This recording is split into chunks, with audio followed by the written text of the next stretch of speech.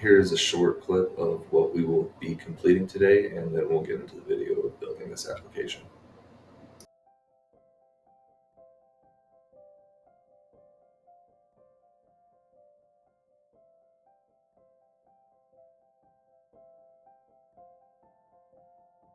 The first thing I'm going to add into this project is a folder called connection.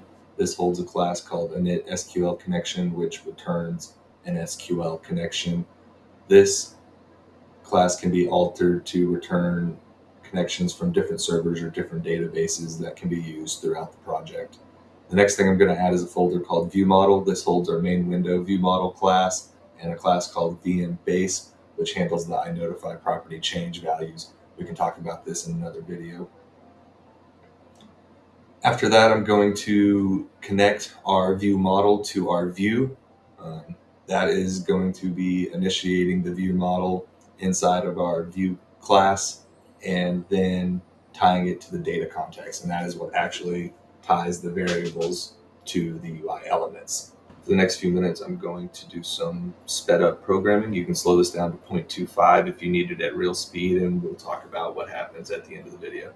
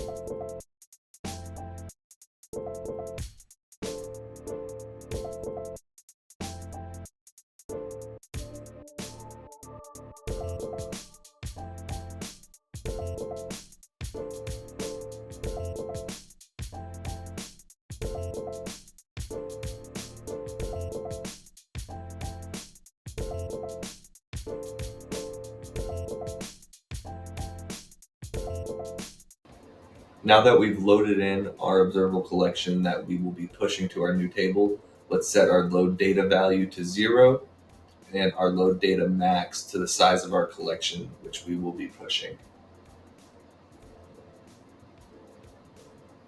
This just shows that our text blocks are correctly tied to those variables. Here's something I forgot to show. I changed the window startup location to center of the screen, and this is how you change that.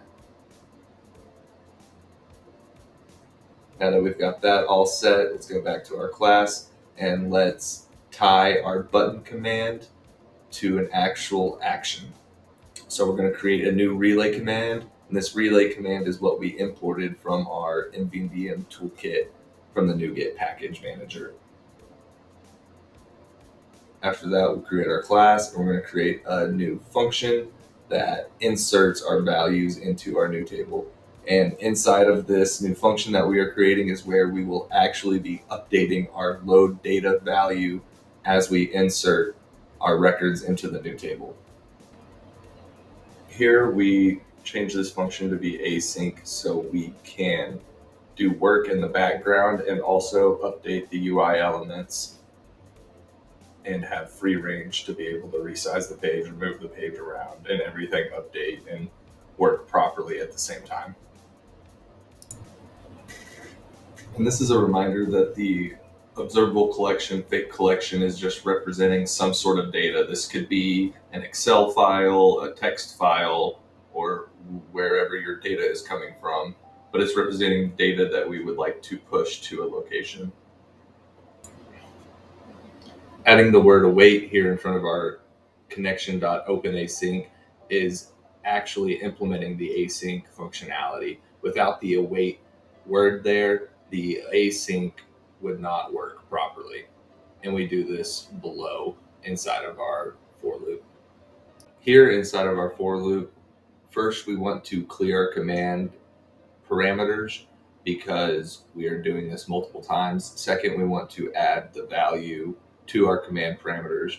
And then third, we want to actually push this said value. After we push the value, this is where we want to update the load data value. And this is what will actually be updating the progress bar and moving the progress bar along as we push the data. As you see, as soon as we hit the button load data, our data starts pushing to our new SQL table. Our progress bar moves along appropriately, and we are able to move the window around or resize the window or do whatever we need to, and it does not disturb what is happening. Thank you for watching. If you have ideas for future videos, please comment below.